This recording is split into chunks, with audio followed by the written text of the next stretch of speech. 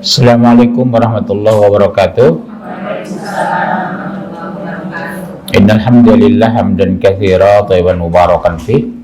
Asyhadu an la ilaha illallah wahdahu la syarikalah wa asyhadu anna Muhammadan abduhu wa rasuluhu la nabiyya ba'da. Allahumma shalli wa sallim ala Muhammadin wa ala alihi wa sahbihi ajma'in. Faqala ta'ala fil Qur'anil Karim, a'udzu billahi minasy syaithanir rajim. Ya ayyuhalladzina amanu taqullaha haqqa tuqatih wa la tamutunna illa wa antum muslimun. Amma ba'd. Alhamdulillah, kita bersyukur kajian Kamis harusnya jam 9 bisa kita mulai karena faktor memasak. Ibu terlambat datang ya. Terlalu banyak ibu bawa makanan itu. Nanti pada bungkusin lagi. Biasanya sih. Penyakit ibu-ibu itu, apalagi bongko, operasi plastik. Kita bersyukur diberikan kemauan untuk mendengar pengajian, sementara tetangga kita yang tahu belum tentu datang. Kedua, diberikan kesehatan, kita bisa melakukan aktivitas walaupun saya sakit. Yang ketiga, kita diberikan ketenangan sehingga kita bisa hidup damai.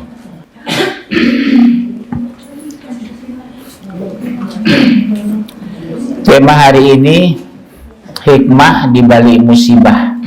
Tulis Bu, kalau mau nyatat. Boleh nyatat, boleh rekam, boleh diam, boleh pulang. Hikmah di balik musibah. Udah? Satu,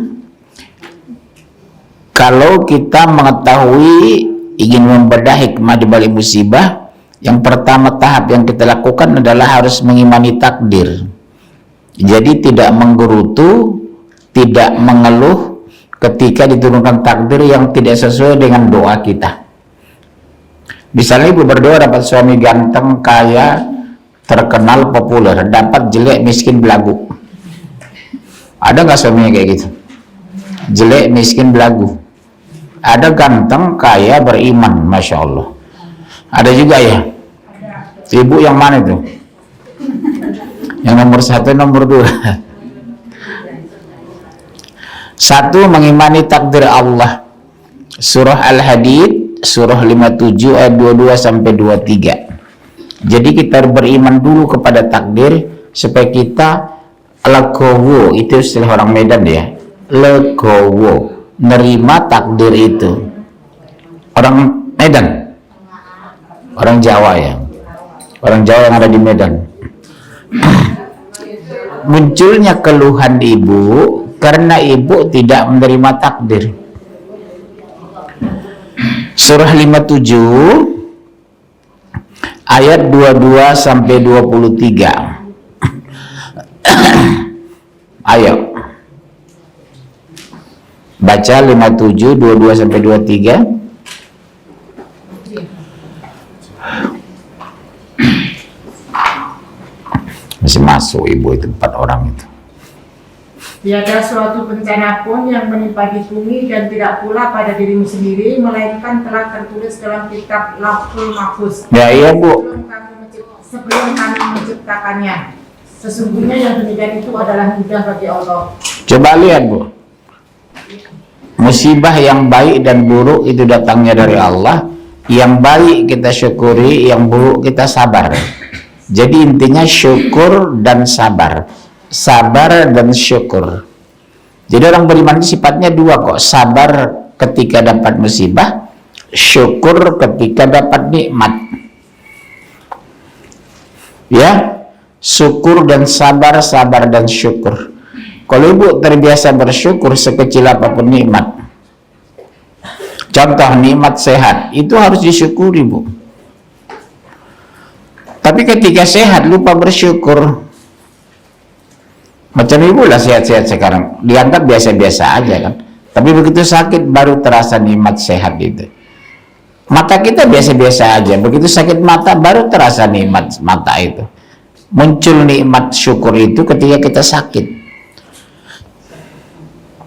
Kalau seperti itu teruslah bersyukur agar nikmat itu diberikan Allah. Coba lihat ibu, kan banyak orang tahu pengajian ini nggak datang dia. Ibu jauh-jauh mau datang, ya harus bikin makanan lagi. Jangan ibu merasa terbebani bikin makanan itu ya bu. Serilasnya aja, ada dibawa, nggak ada nggak apa-apa. Tapi yang nggak bawa makanan, makannya jangan tambah nanti ya. Yang bawa banyak, yang nambahnya boleh 2-3 kali. Iya bu, jangan terbebani lah. Kalau ada dibawa, nggak ada nggak apa-apa, kita makan sama-sama gitu. Karena berikan makan orang pengajian pahala yang besar sekali. Sepanjang ada. Jangan gara-gara ibu nggak ada sungkan nggak ngaji. Jangan, ngajinya tetap. Bawa atau tidak bawa makanan tetap harus ngaji ya. Cuma makannya itu tadi harus direm kalau nggak bawa. Terus menjelaskan yang demikian itu supaya kamu jangan berduka cita terhadap apa yang luput dari kamu, dan supaya kamu jangan terlalu gembira terhadap apa yang diberikannya kepadamu, dan Allah tidak menyukai setiap orang yang sombong lagi membanggakan diri. itu bu, supaya jangan sedih berlebihan ketika dapat musibah, kata Allah. Supaya jangan gembira berlebihan ketika dapat nikmat. Jangan pamer ketika punya mobil. Jangan sombong ketika punya rumah besar. Ya bunda ya, supaya kamu jangan berlebihan ketika dapat nikmat, jangan minder ketika dimiskinkan. Miskin itu bukan aib loh, jangan pernah malu miskin. Saya lama dulu jadi orang miskin, 7 tahun makan sekali sehari, jam 11 baru saya makan. Itulah sekaligus makan siang saya. 7 tahun saya jalan di Jakarta. Kalau ada orang pengajian malam saya datangi, berharap ada kue untuk menahan lapar sampai besok itu. Saya orang air mata itu saya masukkan ke dalam menghadap kehidupan itu dulu. Kehabisan air mata saya. 7 tahun bu saya jalani dulu itu. Tapi saya dalam hati saya, suatu saat aku bisa kok. Ibu juga begitu. Suatu saat aku bisa, harus yakin ya bu. 7 tahun bu saya seperti makan sekali sehari. Itu pun makannya jangan ditafsirkan makan pakai ikan, bukan gembung, pakai enggak. Nasi, sayur, tempe. Besok nasi, sayur, tahu. Karena cuma paros perak waktu itu kan. 28 tahun yang lalu di Jakarta. Tinggal kuitang saya dulu. Malu kadang saya dengan orang bu. Orang bu ikan itu bu, pakai apa mas? Pakai daging bu. Pakai apa yang goreng? Saya enggak sayur. Udah tahu yang punya warteg itu. Pasti sayur, nasi, tempe. Sore sayur, nasi, tahu. Sekali seminggu lah makan ikan gembung. Lahapnya bukan main saya dulu. Ikan gembung sekali seminggu. Udah mewah sekali. Tapi harus kita jalani bu. Itulah takdir. Ya. Ada takdir dimiskinkan Allah. Ada takdir dikayakan Allah. Ada takdir disusahkan Allah. Takdir yang terpanjang itu susah bu, karena orang tua saya cepat meninggal. Kuliah saya udahan yatim, kami 7 orang. Jalan kaki ke kampus berkilo-kilometer bu. Siang kepanasan, hujan. Kuliah itu saya basah baju itu, malu sebenarnya saya bu. Bayangkan pakai baju basah di gedung ruang kuliah itu. Disembunyikan malu itu. Ya naik angkot uang nggak ada. Nggak cukup, kiriman 45.000, pengeluaran itu 100.000. Tapi saya bilang nggak apa-apa lama, yang penting aku bisa kuliah. Doakan dia, aku sabar. Saya anak yatim bu saya dulu. Makanya kalau melihat anak yatim saya selalu terbayang masa lalu saya. Sekolah dalam kondisi jalan kaki. Masya Allah bu. Ibu mungkin ada nggak ibu seperti saya? Nggak ada ya. Kaya semua. Siapa ibu yang orang kaya semua sih angkat tangan yang orang kaya? Ya kalau ibu nggak mengalami itu, nggak pernah kan ibu merasakan pahitnya kehidupan itu. Enaknya bu kalau kita pernah merasakan pahitnya kehidupan, melihat orang susah gampang tertarik untuk menolongnya, gampang tertarik untuk sedekah kepadanya, karena kita merasa aku dulu seperti kamu ya Allah, seperti aku dulu di hari ini. Jadi kita semakin bantunya tinggi, tapi kalau kita kaya selamanya kurang sensitif karena tidak pernah merasakan apa yang dirasakan orang hari ini. Hikmahnya itu Bu, kalau kita pernah susah, pernah diejek orang, gampang kita peduli sama orang. Karena aku dulu seperti kamu kok susah. Siapa sih ini orang susah dulu? Iya, sekarang udah kaya ya Bu, alhamdulillah. Udah punya suami, pendapatan lumayan, punya rumah ya. Iya, kita syukuri.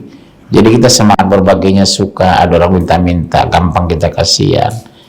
Saudara kita miskin, kita tolong tanpa harus diminta. Karena kita dulu seperti mereka gitu ya. Hikmahnya itu yang kita dapatkan. Ya, insya. Yang kedua, selalu ada hikmah di balik ujian. Jadi tidak ada ujian tanpa hikmah. Pasti ada tujuan Allah itu. Ibu sakit-sakitan supaya datang rasa syukur. Ibu dikayakan, bagaimana mau sedekah enggak?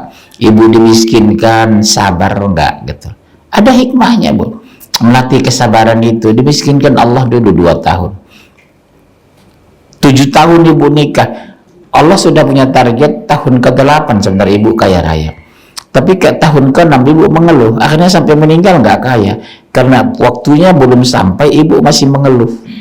Sudah mengeluh. Contohnya, di Lauhul Mahfuz itu sudah tahu kok. Ada. Tahun berapa kita kaya, tahun berapa kita mati, tahun berapa kita sakit. Tapi belum habis masa sulit ujian Allah, kita sudah mengeluh. Allah sulitkan sampai mati. Makanya jangan pernah mengeluh. Bisa jadi ibu 17 tahun memang susah diuji Allah. Tapi pernikahan tahun ke-18 ibu kaya raya. Tapi pernikahan ke-15 ibu sudah mengeluh. Sampai mati ibu gak kaya raya. Karena Allah murka kepada orang suka mengeluh. Terima aja itu. Miskin bukan aib. Saya bilang miskin bukan aib. Jangan malu pulang kampung lebaran. Gak enak apa menjadi saya pulang. Kami adik kakak saya paling susah Pak. Adik saya keluarga pulang dari Jakarta semua bawa mobil bagus. Saya naik angkot nyambung 2 kali. Naik kereta, itu pun kereta ekonomi. Enggak apa-apa. Saya dulu juga gitu kok pulang kampung naik kereta ekonomi. Kambing naik, bebek naik. Dulu kan begitu kan kereta ekonomi ke Jawa kan. Kambing, bebek, kura-kura. Sini Bu.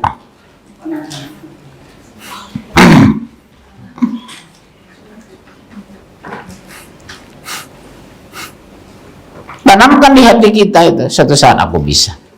Sekarang mungkin aku susah ya Allah, satu saat aku bisa kok. Satu saat rumahku kecil, sekarang aku rumahku kecil ya Allah. Satu saat insya Allah dapat rumah besar kok. Jangan minder sama tetangga.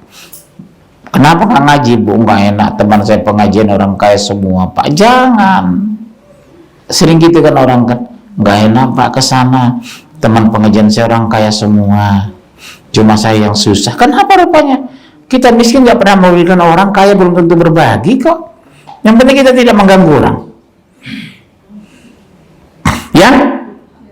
Harus punya prinsip. Yang mulia itu orang bertakwa, bukan orang kaya. Biar dia kaya raya, tapi aku harus orang bertakwa supaya aku mulia dunia akhirat. Bisa jadi Bu lebih masuk surga daripada istri Jokowi. Iya kan? Dia sholat mungkin terlambat ikut suami, sholat mungkin dia tinggal karena kecapean. Ibu nggak tepat waktu, malam berzikir, baca Quran 2 juz, sedekah tiap hari. Iya, dia nggak sempat baca Quran itu Bu. Malam harus mendampingi suami, pagi-pagi sudah berangkat. Ibu enak, ada pengajian, ikut pengajian, malam baca Quran, nggak bisa 2 juz ya 3 juz. Iya kan lebih banyak, lebih baik. Masya Allah. Nah, buka dalilnya surat 2 269. 269. Ya.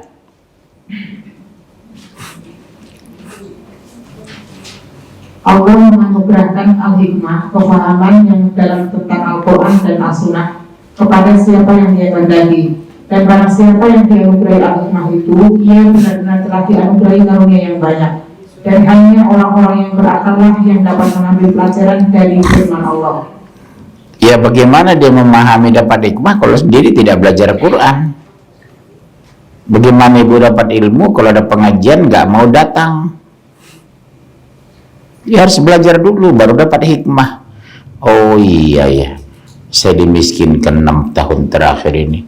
Mungkin waktu-waktu kaya dulu kurang bersyukur, ya Allah. Evaluasi. Oh iya ya, aku dibikin sakit-sakitan ya Allah supaya aku bersyukur ya Allah. Selama ini mungkin aku kurang bersyukur.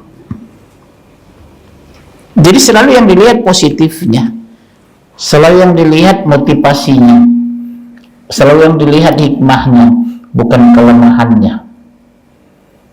Jangan pernah mengeluh, saya bilang. Kata kunci orang beriman tidak mengeluh. Ibu difitnah ya, nggak apa-apa, mungkin dia khilaf kok. Dia kan manusia juga. Bukan dibumbuin, iya bu, yang begitu modelnya tuh, dasar orang Brebes gitu. Nggak boleh ya.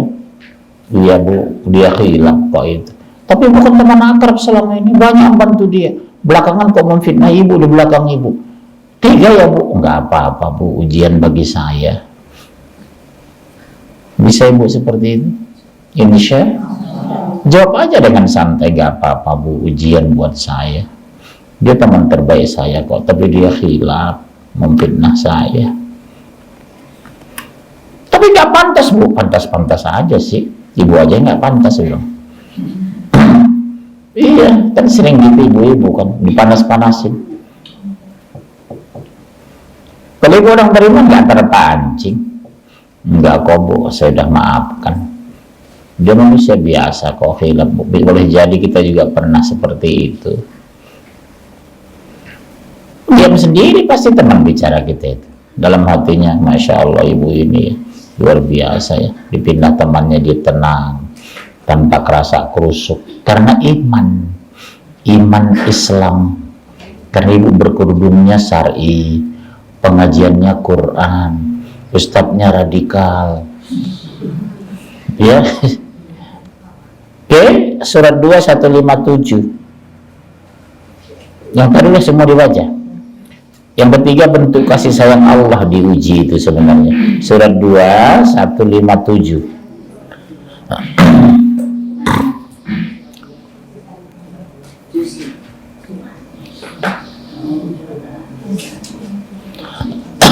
Itulah yang mendapat keberkatan yang sempurna dan rahmat dari Tuhan mereka, dan mereka itulah orang-orang yang mendapat petunjuk.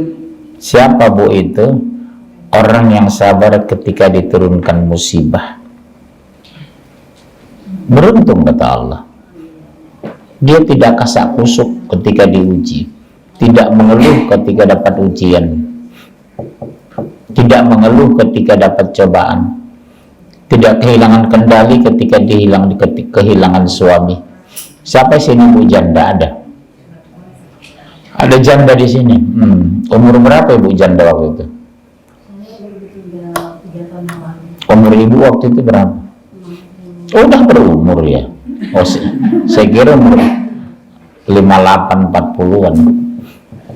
Sekarang umur ibu berapa? 66 ya. Wajahnya kayak 65 ya. Ya lumayan lah. Lebih muda setahun ya. Masya Allah. Punya ibu berapa tahun? Iya, kita syukuri. Alhamdulillah ya Allah, aku masih bersuami kok. Orang lain gak sempat bersuami sudah meninggal ya Allah. Iya bu, syukuri aja. Ibu saya janda umur 50-an, belum sampai 50.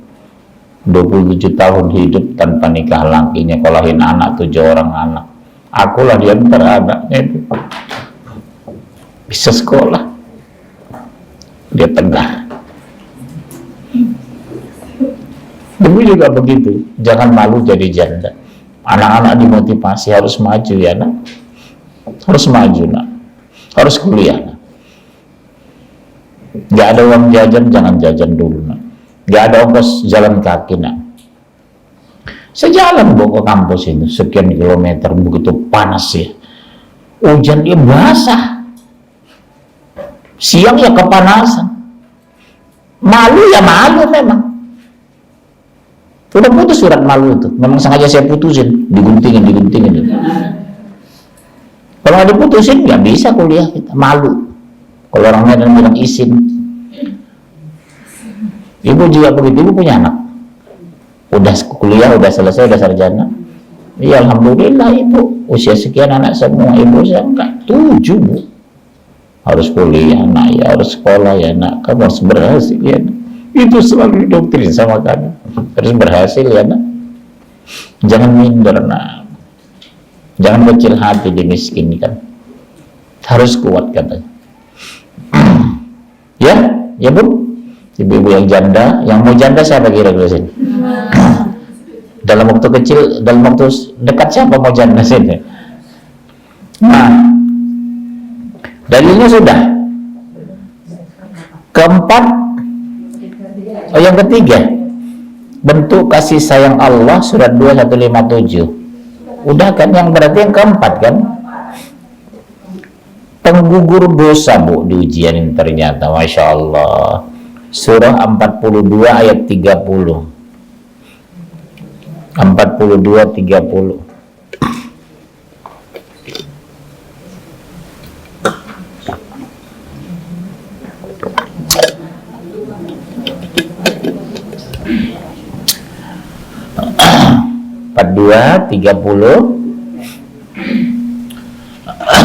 Dan apa musibah yang menimpa kamu, maka adalah disebabkan oleh perbuatan tanganmu sendiri. Dan Allah memaafkan sebagian besar dari kesalahan-kesalahanmu. Bu, apa musibah yang menimpa kamu itu karena kesalahan kamu. Allah memaafkan sebahagian, tidak semua. Tahu kenapa nggak dimaafkan Allah tidak semua kesalahan? Karena ada kesalahan ibu dilakukan berulang-ulang dalam kasus yang sama, Allah nggak ampuni itu. Mencuri minta maaf, mencuri minta, nggak mau, karena dilakukan berulang-ulang dalam kasus yang sama. Kan dia bilang Allah kan, sebahagian saja yang kuampuni, yang kumaafkan. Ya, makanya ibu jangan lakukan dosa yang sama. Contoh, ngemilin suami, ibu kira nggak besar dosanya, suara ibu lebih besar dari suara suami. Apaan pak? Dari mana pak? Ibu kayak security di rumah. Jam 11 suami bilang, dari mana pak? Apa nggak bisa lembut lagi? Masya Allah pak, jam 11 loh pak. Dari mana pak? Dari mana? Dari rumah pacar saya. Mau apa ibu? Terus menjawab apa ibu kalau ngomong suami gini? Dari rumah pacar saya, kenapa lo katanya? Dia ngambil keris. Iya, karena istri sekarang kasar bu. Ibu nanya aja bagus, Masya Allah pak, jam 11 lupa dari mana pak? Nggak ada rapat mendadak sama pimpinan saya tadi mah. Mohon maaf ya mah, nggak sempat nelpon, saya takut mengganggu. Takutnya nelpon mama sudah tidur. Ternyata dia menghargai ibu, tidak nelpon. Takutnya mama sudah tidur mengganggu, subhanallah. Tapi terlanjur ibu bentak tadi, dari mana? Penyakit itu bu. Laki-laki itu nggak mau ribut bu, diam aja dia. Tapi ada luka di hatinya. Iya, laki-laki itu nggak suka ribut, nggak mau bertengkar, dia nggak mau berdebat, diam. Tapi dalam hatinya, dimana ada istri muda katanya. Yang keempat, kelima, sebagai peringatan dari Allah, surat 7:96. Diingatkan Allah supaya jangan terlanjur kita melakukan perbuatan dosa terus-menerus. Peringatan dari Allah. 7:96. Ya Allah, mual banget, astagfirullah.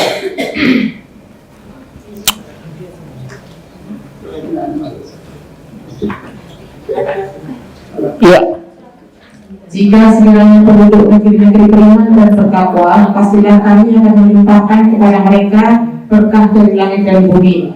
Tetapi mereka mendustakan ayat-ayat kami itu, maka kami siksa mereka disebabkan perbuatannya. Coba lihat Bu, seandainya mereka walau anna ahlal qura amanu wattaqau lafatahna alaihim barakatim minas samai wal ardh. Seandainya penduduk negeri itu beriman dan bertakwa, pasti kami limpahkan keberkahan saking pundi, saking langit dan bumi. Walakin kazzabu, tapi mereka mendustakan ayat kami. Ada Quran tapi nggak dibaca, agama tidak dijalani, beribadah tapi tidak ikhlas, sedekah tapi mengungkit, menyebut-nyebut pemberian, menyakiti penerima. Iya, walakin kazzabu, mereka mendustakan ayat kami.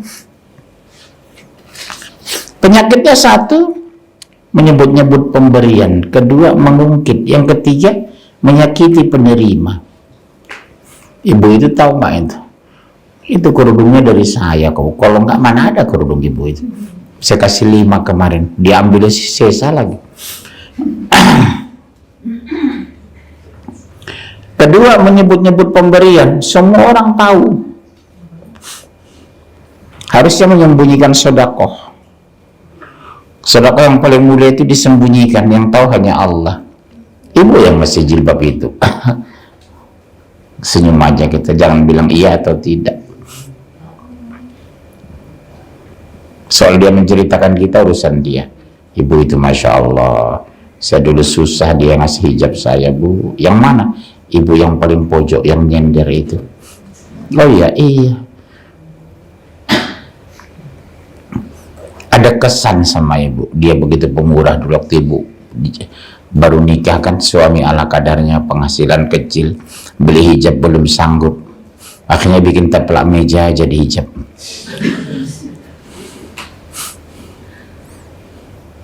Iya, karena nggak ada uang suami, makanya cari suami itu Bu, biar kaya raya, yang penting soleh.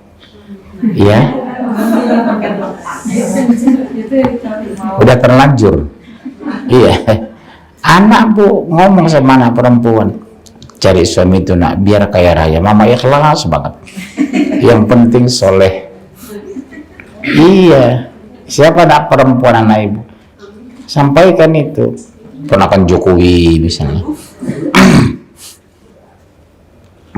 Ini sudah miskin, kere, belagu, jelek, mana hidung, mana pipi, rata aja. Iya, iya Bunda ya.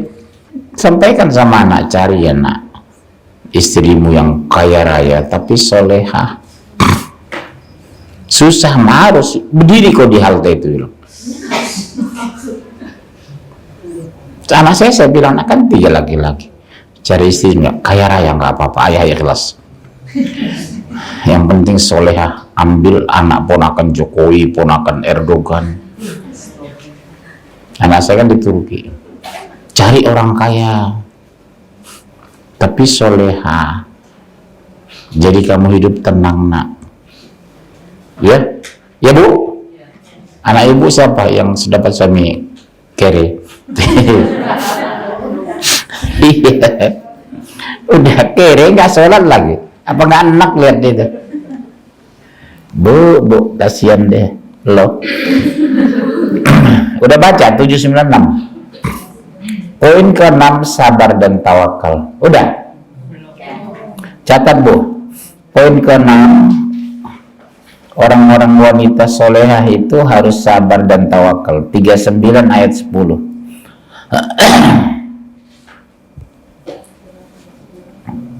39 ayat 10.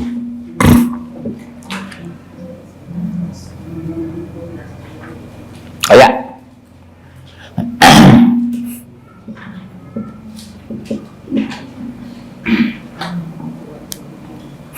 Katakanlah, hai hamba-hambaku yang beriman, bertakwalah kepada Tuhan.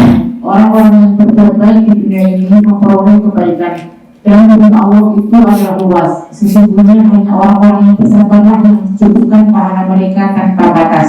Bu, sabar diberikan pahala tanpa batas. Masya Allah. Tapi sabar lillahi ta'ala, bukan sabar terpaksa, bukan sabar yang diikuti dengan keluhan. Betul-betul lillahi ta'ala, legowo, sabarnya ikhlas.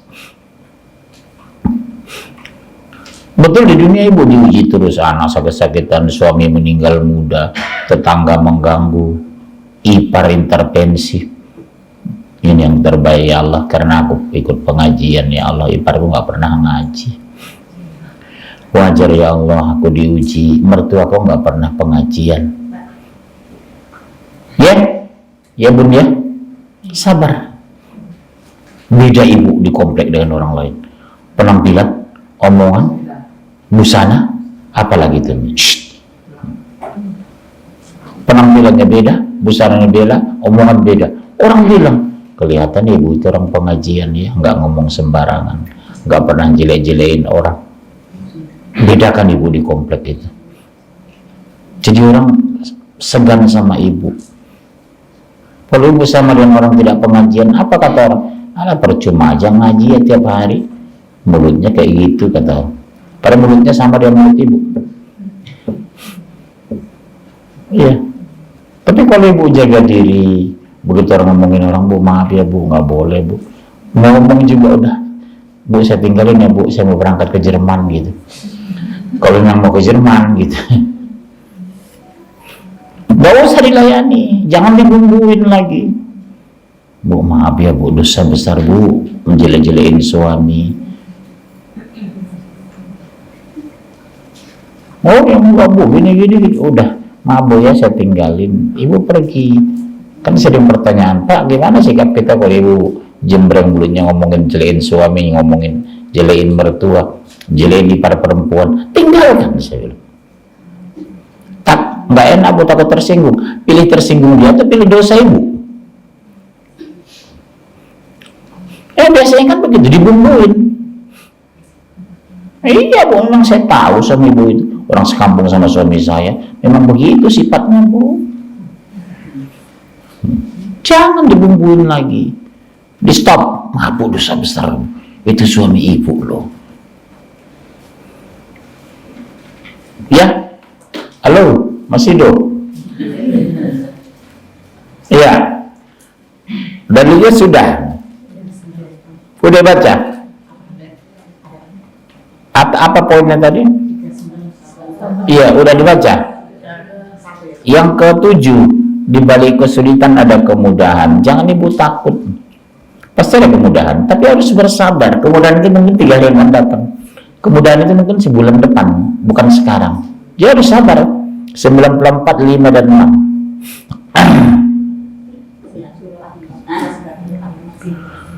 94, 5 dan 6. Udah.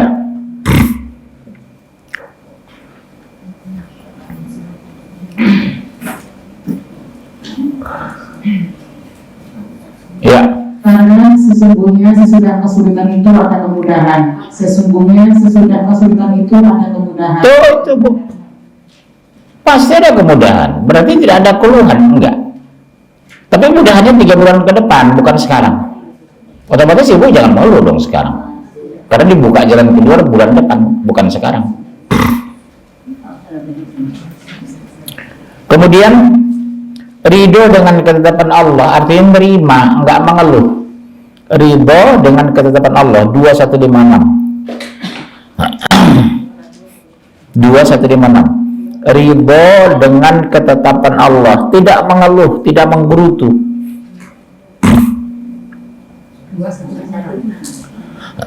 156. Al-Baqarah.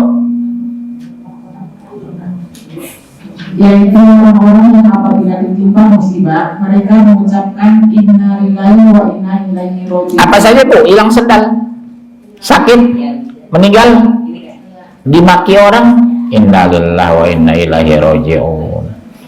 Orang kan meninggal baru baca itu, hilang sandal, innalillah. Kenapa bawa sandal saya hilang?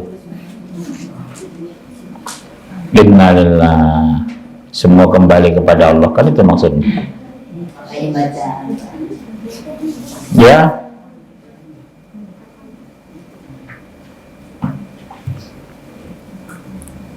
Apa tadi poinnya?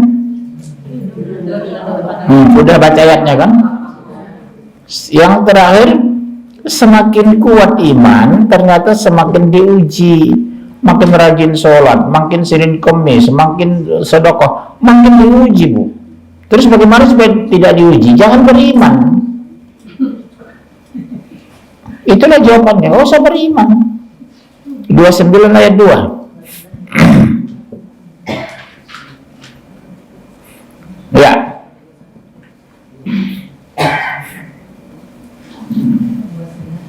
Apakah manusia itu mengira bahwa mereka tidak saja mengatakan kami telah beriman, sedang mereka tidak diuji lagi? Nggak bisa. Ibu mau sholat apa bacaannya? Inna sholati wa nusuki wa mahyaya wa mamati lillahi rabbil alamin la syarika lahu. Sesungguhnya hidupku, matiku, ibadahku, salatku hanya untuk Allah. Bohong ternyata. Begitu diuji langsung mundur. Bohong ternyata, Bu. Tapi kata hidupku, matiku, ibadahku, salatku hanya untuk Allah. La syarika lahu, tidak ada sekutu baginya. Tapi nyatanya percaya sama dukun, berangkat ke paranormal, percaya sama mak lampir. Berarti bohong kan? Poin terakhir, diturunkan musibah. Oh, ternyata bisa sebagai azab karena dosa terus. Dosa maksiat. Turunkan musibah. Bisa sebagai azab itu sebenarnya. Buka 28:47. Diazab Allah di dunia dan di akhirat. 28:47.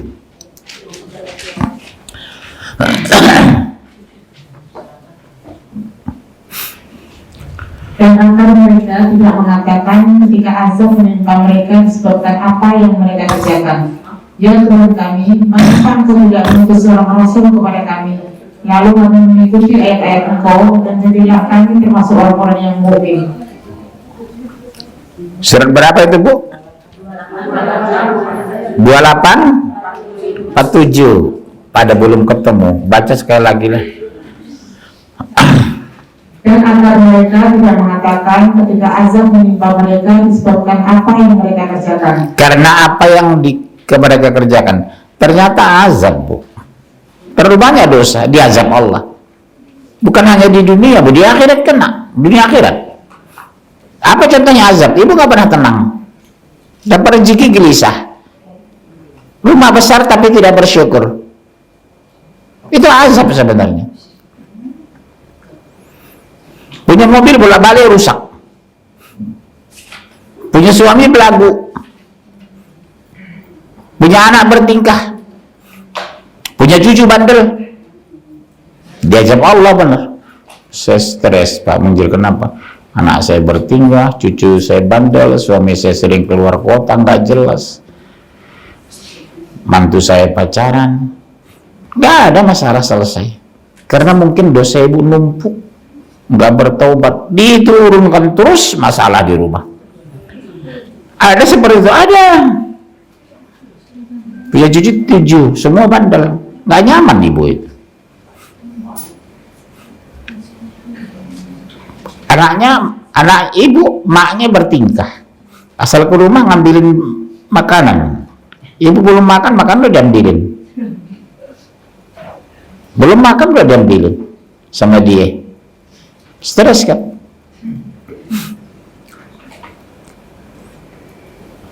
Ya, itulah intinya musibah diturunkan. Bisa ujian, bisa azab, bisa peringatan, bisa nikmat.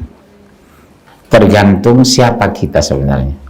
Kalau ibu orang taat, rajin ibadah, diturunkan, berarti ujian. Diuji Allah, apa kuat imannya ketika kuturunkan ujian? Apa mereka basa-basi itu ibadah itu gitu. Tapi kalau ibu tenang, sabar, nerima, lego, ternyata ibu wanita muslimah yang solehah, insya nggak mengeluh. Orang sudah bingung lihat ibu, suaminya macam-macam, anaknya seperti, tapi ibu nggak apa-apa bu, ujian buat saya. Karena yang ngaji itu saya, wajarlah saya diuji Allah. Tapi ibu gini-gini, nggak apa-apa bu. Pasti saya diuji bu. Saya selalu ngaji. Saya diuji bu. Doakan ya bu, saya sabar menghadapi ujian ini. Itu ibu. Insya Allah gitu. Ibu tenang aja menghadapi itu. Karena ibu yakin pasti yang terbaik di akhirat nanti. Jannah, surga. Baik, ada pertanyaan? Langsung to the point. Bertanya. Buang. Ayo, bertanya. Dimulai satu orang. Oh ya, tuh dia ini Meh. Ibu itu dengan belakang. Kasih belakang dulu lah. Nama status.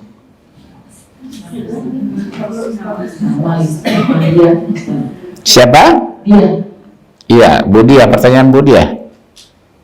Tadi statusnya separuh kan separuh. Udah janda? Belum. Mau janda? Enggak. Ya separuh lah saya bilang gitu.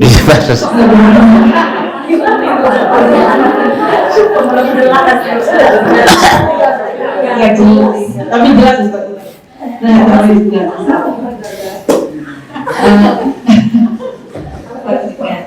Apa namanya? Tadi bedanya ujian dengan azab. Tadi pasti ada garis merahnya Ustaz. Iya. Kita kan nggak tahu kita ini udah solehah atau belum. Kalau kita itu ujian, tapi kalau kita itu azab, apa kita sebegitunya dari Allah untuk kita? Itu bedanya pasti ada garis merah. Jadi begini Bu, sebenarnya bisa kita tes hati kita yang jawab nanti. Wajar ya Allah, aku diazab, salatku masih banyak tinggal ya Allah. Punya uang aku jarang sedekah ya Allah. Sehat aku kurang bersyukur ya Allah. Bisa kita evaluasi diri kok. Tapi begitu kita taat, sholat nggak tinggal, ibadah, sedekah, masih diuji. Ini ujian berarti dari Allah. Apa yang ibu rasakan kalau ujian? Diberikan tetap ketenangan jiwa. Nggak ada mengeluh. Itu ujian bu. Ibu jangan terus beribadah walaupun sakit-sakitan. Ibu ngaji terus walaupun dimarahin suami. Jangan mengaji dan bosan, mengaji melulu. Maaf ya Pak, saya harus ngaji Bu. Assalamualaikum. Makan ya Pak, itu ada di lemari, silakan dimasak kepala kakap. Belum masak soalnya. Jadi bisa kita ukur diri kita. Saya bisa mengukur. Oh iya ya, kenapa begini, mungkin diuji Allah aku ya Allah. Selalu terlalu banyak bicara sabar di majelis, di pengajian. Sekarang disakitkan 6 bulan gak sembuh-sembuh. Diuji aku ya Allah, sabarkan hamba ya Allah. Kita bisa mengaca diri ya Bu, insya Allah. Berkaca diri, mengevaluasi diri, menilai diri. Apakah itu ujian atau azab? Tapi kalau kita nggak sholat, hura-hura, hidup nggak bersyukur, ya itu azab lah. Wallahu alam. Iya, pertanyaan kedua, silakan Mbak tadi nih. Kasih tetap mic-nya ini. Mic kasih. Ini kirim.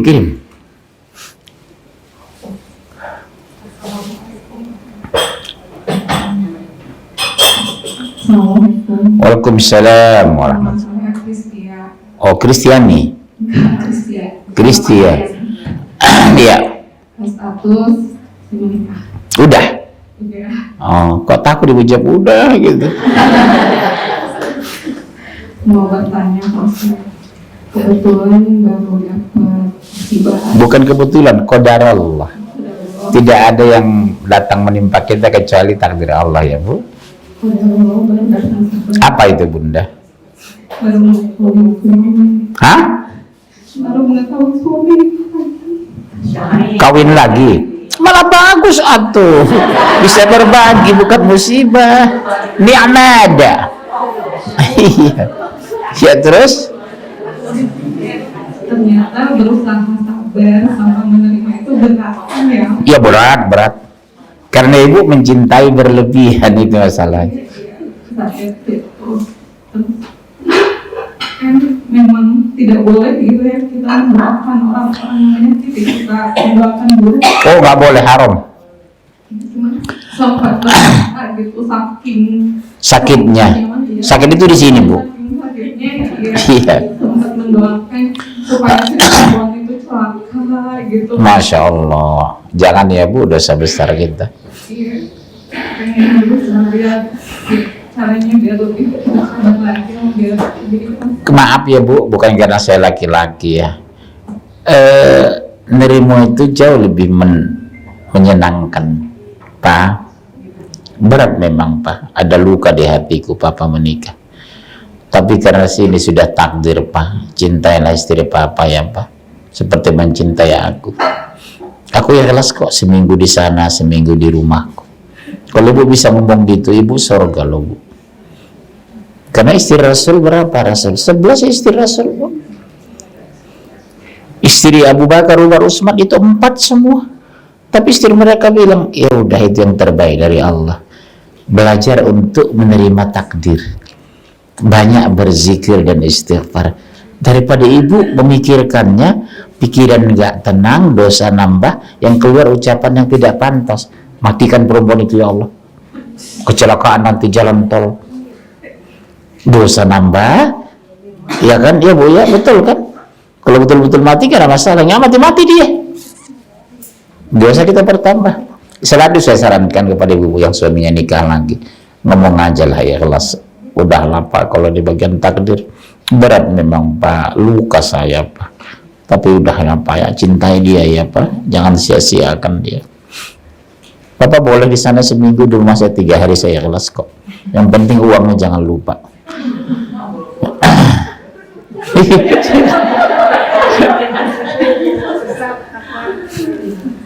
Tapi dia tetap memberikan belanja sama ibu kan? Ya sudah. Iya, Masya Allah, iya sudah terima. Mau bilang apa lagi coba? Ya, banyak istighfar saja. Kalau bahasa Medannya legowo. Kenapa? Suami kawin lagi? Tolong kasih sama ibu. Terima kasih Ustaz. Saya mau memberikan motivasi apa yang sudah saya alami gitu. Ibu gitu juga. Iya. Ibu istri kedua. Oh ya udah, apakah saya motivasi supaya ibu tenang gitu ya? Assalamualaikum warahmatullahi wabarakatuh. Waalaikumsalam warahmatullahi. Saya Nadia. Suami saya poligami. Saya istri kepala. Nah, dalam hal ini ibu saya pengen memberi motivasi kepada ibu ya, Bu ya, supaya ibu tenang. Kita lihat di surat An-Nisa ayat 3. Di situ ayatnya kalau kita membaca dengan hati bersih ya Bu ya. Di situ ayatnya bukan membolehkan laki-laki itu menikahi 2, 3 atau 4, tetapi di situ perintah Bu ya. Ayatnya nikahilah oleh 2, 3 atau 4. Kalau kita bisa memahami itu Bu, insya Allah ya. Yang saya alami suami saya menikah itu malahan rezeki itu bertambah Bu. Itu yang saya alami ya. Istrinya begini, waktu saya berdua dengan suami saya, penghasilan suami saya itu cuma 1 ya, dan beliau itu pegawai semanfaat merah lah ya. Seperti yang kita tahu, kalau pegawai gajinya paling 3% kan setahunnya. Ternyata setelah suami saya masuk dalam 3 tahun gajinya bisa 20% dan 100%. Ya, itu. Jadi dalam hal ini kalau kita ikhlas, insya Allah Allah akan memberikan yang terbaik untuk kita. Karena memang seorang laki-laki untuk poligami itu tidak harus menjadi istri, itu ya. Insya Allah itu harus sabar, dan ini memang ada pembuahannya, kita tidak bisa melakukannya Bu. Mungkin itu saja Bu. Ibu yang sabar, insya Allah itulah yang terbaik. Saat ini yang terbaik yang dari Allah yang diberikan kepada kita. Iya, intinya udah takdir Bu. Sama dengan saya, 6 bulan sakit gak sembuh-sembuh. Dalam hati saya pasti yang terbaik ya Allah ini. Iya, pasti yang terbaik. Jadi Bu jangan kecil hati diuji, kadang suaminya nikah lagi. Kalau Ibu syukuri rezeki ditambah, Ibu tenang gitu ya. Karena percuma kalau ibu pun nggak menerimanya, sepanjang hari gelisah ya bu. Kita yang rugi kan? Iya, nggak ada untungnya gitu loh. Makanya berdoa suaminya kawin lagi semua gitu. Tapi Ustaz kan sekarang ada pasalnya. Apanya? Menikah kembali atau menikah tanpa izin istri itu ada pasalnya. Mereka jahanam yang bikin pasal itu. Karena nikah itu urusan Allah, bukan urusan manusia. Neraka jahanam itu yang bikin pasal itu. Iya. Istri nggak ada izin, karena istri itu bukan atasan saya. Shh, halo. Istri saya bukan atasan saya. Itu peraturan setan itu. Siapa yang bikin peraturan neraka jahanam itu bu? Karena mereka rekayasa agama. Tapi kalau dia bilang harus adil, iya saya setuju. Tapi kalau katanya harus izin, apa ada wanita izin suami nikah lagi? Iya bu ya, nggak bakalan. Makanya dalam Islam nggak ada izin. Ibu mancing emosi aja. Nggak ada bu izin. Beliau malah yang mencarikan istri. Nah luar biasa. Ada something. Iya, itu cari manusia. Iya, ibu lakukan itu, jangan ngomong doang. Cari yang Iya, cari yang kaya, yang pasrah. Bu, mau nggak nikah dengan suami saya? Ibu mau nggak? Ibu itu yang berhasil. Kalau nikah cari sendiri berarti nafsu dong Pak. Iya. Apa? Kalau nikah cari sendiri nafsu dong. Belum tentu. Emang ini nafsu dia ibu yang ngatur kan?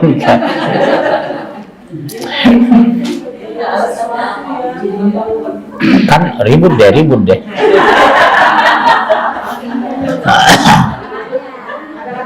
Intinya, bu, udah terjadi berarti takdir, betul kan? Udah ngomong sama suami. Tapi papa harus adil ya pak. Kalau nggak papa neraka. Cintai apa dia? Kebun itu bagi dua aja, separuh dia, separuh saya. Kebun durian di Medan. Iya. Shh. Ada lagi? Pertanyaan? Iya. Kasih mic belakang itu. Assalamualaikum warahmatullahi wabarakatuh. Waalaikumsalam warahmatullahi. Ini pertanyaan saya mungkin di luar tema Pak Ustaz. Apa bedanya syirik besar dan syirik kecil? Kalau syirik besar udah jelas ya, menduakan Allah. Tapi kalau syirik kecil itu hukumnya sama nggak sama syirik besar? Kalau syirik besar, syirik kecil sama-sama neraka bu. Cuma membedakannya saja syirik besar, misalnya mempersekutukan Allah. Kalau syirik kecil, tangan gatal mau dapat rezeki, burung nanti digenteng, mau meninggal kakek, itu syirik kan? Mata berkedip mau nangis, padahal masuk pasir. Itu budaya-budaya yang ditinggalkan, syirik tapi tetap neraka. Kan sering kan tangan gatal, mau dapat rezeki, tangan saya gatal, padahal karena kurapan. Nanti burung gagak digenteng, kik. Oh ya kakek meninggal ini, burung gagak sudah bunyi, akhirnya meninggal bener. Didoakan, tetap neraka bu, syirik kecil juga. Ya, jangan lakukan itu. Iya yang lain. Masa. Assalamualaikum warahmatullahi wabarakatuh. Waalaikumsalam warahmatullahi. Ya, satu sedikit menjelaskan yang disampaikan tadi sedikit kecil tadi. Walaupun kita tidak mengucapkan, misalnya dalam hati kita mengingatkan orang misalnya, biasanya terjadi persaingan dari seperti ini. Tapi di hati kecil kita Ada terbetak ya. Oh ya kemarin tanganku gatal gitu ya. Tetap berdosa. tetap dosa. Iyalah. Kita nggak ucapkan. Tapi Allah tahu kan. Allah kan tahu dalam hati kita. Istighfar. Begitu muncul bisikan dalam hati itu, oh iya kemarin astagfirullah, ini kan sudah takdir Allah rezeki ini gitu. Bukan karena tangan gatal. Istighfar langsung.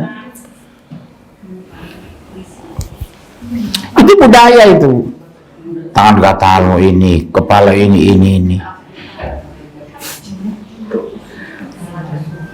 Itu kebiasaan yang tidak baik, merusak akidah, Bu, itu. Walaupun dalam hati, Allah tahu nggak dalam hati? Maha tahu kan? Udah, alhamdulillah ada rezeki ya Allah, ya sudah. Jangan, oh iya ya, 2 hari yang lalu memang tangan saya gatal, dihubungkan lagi. Tapi dalam hati, Allah maha tahu kok. Ya. Terus yang lain.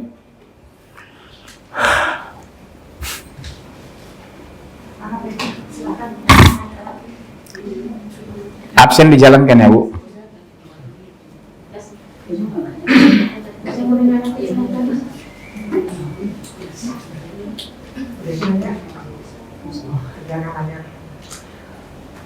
Tiga puluh 4 orang. Ayo. Ada lagi, Bu. Silakan yang baru datang. Mumpung ketemu Ustaz.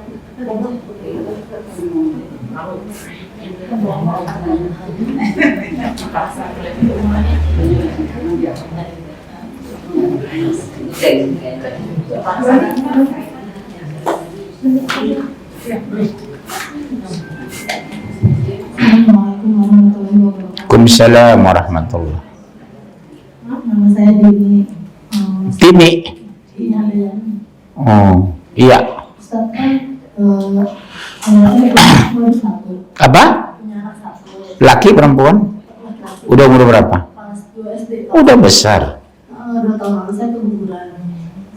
Keguguran dulu baru punya anak. Punya anak dulu 1. Baru keguguran. Keguguran setelah masuk. Udah berapa bulan baru keguguran itu? 2 tahun. Enggak, maksudnya berapa bulan keguguran? Iya. 3 bulan. Iya, oke. Terus sekarang suami udah nyobain itu udah susah gitu ya. Kan kayak ujian gitu. Iya. Kayak ngeliat temen kok anak ketiga, anak keempat cepat gitu, kadang suka dibilang kok aku susah banget. Ah, itu bahasa nggak boleh itu. Gimana maksudnya cara dari kelasnya ibunya? Istighfar banyak. Kalau udah ada ngumpuli orang banyak, aku nggak bisa dong gitu. Ini yang terbaik dari Allah. Lihat rumah orang, ya Allah rumah besar, kenapa aku kecil? Sama dengan itu. Boleh jadi Allah takdirkan anak 1, seandainya pun 4, mungkin yang 3 nakal, untuk apa? Mendingan 1 tapi beriman. Positif thinking aja. Ada orang punya anak 4, tapi 3 setan. Iya, sifatnya setan. Stres setiap hari. Jadi yang terbaik, gitu aja tanamkan dalam hati. Pasti yang terbaik ya Allah, mungkin 1 tapi beriman daripada 4 kalau nggak benar. Sah-sah saja berdoa, tapi jangan membanding. Ya Allah, mudahkan hamba untuk punya anak, sah, namanya doa. Tapi yang tadi itu salah. Kenapa dia ya Allah begini, kenapa dia begini? Berarti membanding, itu yang nggak boleh itu. Berarti tidak ridho dengan takdir untuk kita, karena tidak semua takdir kita harus sama dengan orang lain. Boleh jadi, Bu, si Mbak punya anak 1, tapi rezeki lumayan. Dia anak 4, tapi hidup ngos-ngosan. Banyak orang kan punya anak, tapi miskin. Yang lain anak 1, tapi dia kaya. Kayak monyet. Iya, itu yang penting, mensyukuri nikmat. Ada lagi yang lain? Iya.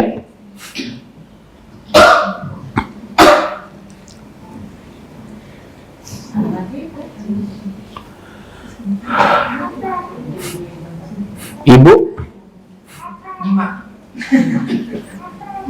Ibu barangkali gelisah, saya lihat wajahnya ada wajah-wajah gelisah. Ibu enggak? Enggak.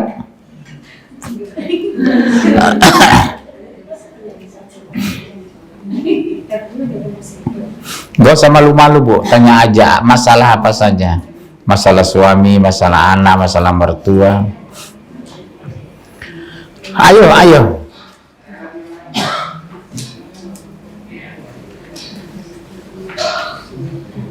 Kalau nggak ada, cukup kita sambung Kamis depan. Ini makanan banyak sekali tuh. Jadi Kamis depan gak usah banyak-banyak bawa, ya pas-pasan aja, nggak apa-apa. Kalau ada, kalau nggak ada nggak apa-apa juga ya. Kita makan rame-rame di sini. Yang banyak bawa nambah, yang nggak bawa ya mikirlah ya. Terima kasih banyak. Doa kafaratul majlis. Subhanakallah wa bihamdika asyhadu an la ilaha illa anta astaghfiruka wa atubu ilaik. Assalamualaikum warahmatullahi